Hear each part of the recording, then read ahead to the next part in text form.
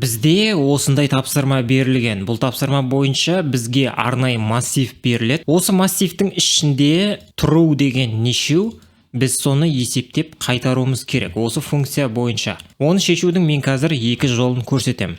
Бұл информатика бойынша тапсырма. Ол үшін мен функция ашайын. Бұл тапсырма шешілетін программалау тілі Dart. Дегенмен басқа программалау тілінде де жасауға болады. Өте ұқсас. Мысалға JavaScript немесе Python. Бұны шешудің бірінші жолы біз осы жерден мына false дегендердің бәрін жоямыз да кейін мыналардың санын есептеуімізге болады.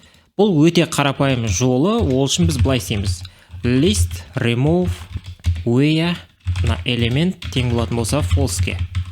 Осындай жағдайда мына массивтегі, списіктегі элементтердің бәрі жойылады. Егер false-қа тең болатын болса, тек қана true'лер қалады.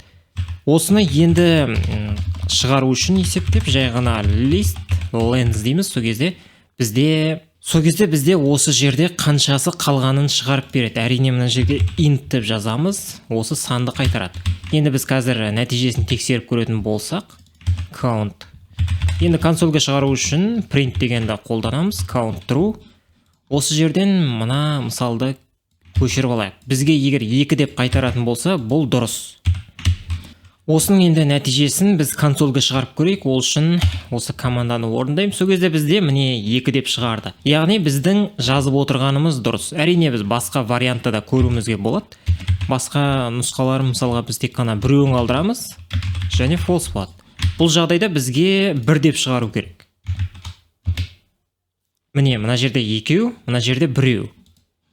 Бұны шешудің енді екінші жолы бар. Бұны алып тастаймыз. Мына жерге былай сортировка жасауымыз керек. Where егер элемент тең болатын болса true'ге. Бізге арнайы список қайтарады, соның жай ғана көлемін осылай есептей саламыз. Бұны орындайтын болсақ та бізге міне 2 және 1 деп шығарады. Яғни біздің жазғанымыз дұрыс.